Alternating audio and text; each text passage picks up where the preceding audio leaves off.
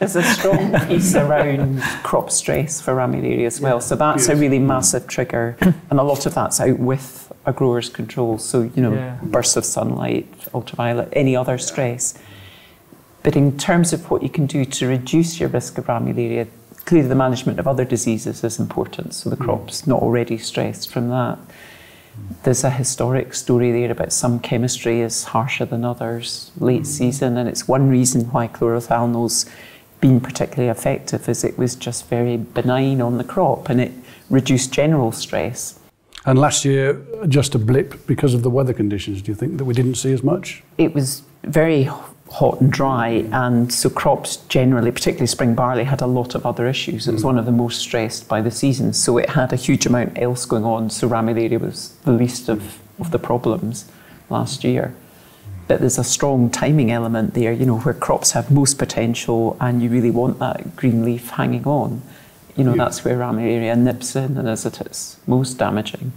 But you see, it has been over the 20 odd years, it hasn't been a constant, it's always been a threat, but there's been bad years which have been the moist seasons. They haven't even been the wet seasons. It's, it's those cool moist seasons.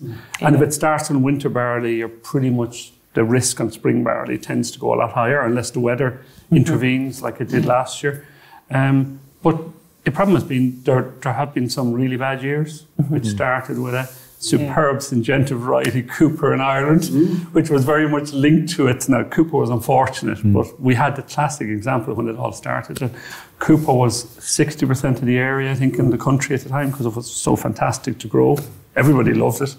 And it was also almost totally the only malting variety, which they've never made the mistake again.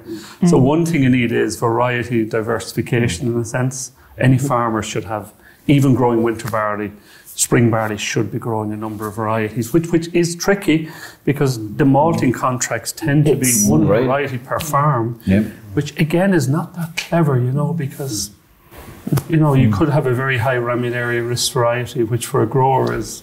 Are we seeing much difference between the varieties though? No, I still think because we came from a common breeding history, so Ramularia wasn't a target, so it's not...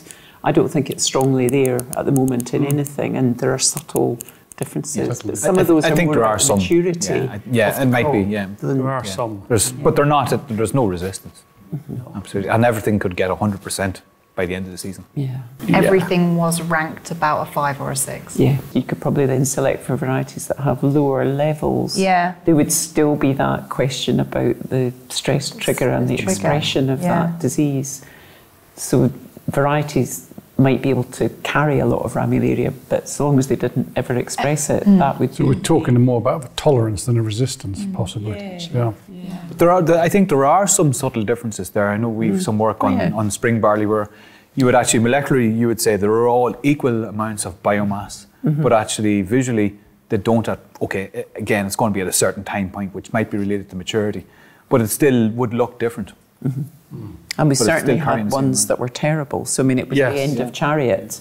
We talked about this earlier with wheat and yellow rust, but where it was so bad in that variety, Ramularia, that it was dropped. And, people had to move on to something that wasn't as bad. We may be looking at that type of scenario for 1 year and 5, but it could be, the problem is in some regions and geographies, it could be 1 year and 2 or 3. But for others, it could be 1 year and 7 or 8. I think for something like feed barley, you'd say, okay, that might be manageable, but when you move to malting, where actually you could end up with no malt, nothing going into the malting because it doesn't meet the spec, they'll just have to reduce.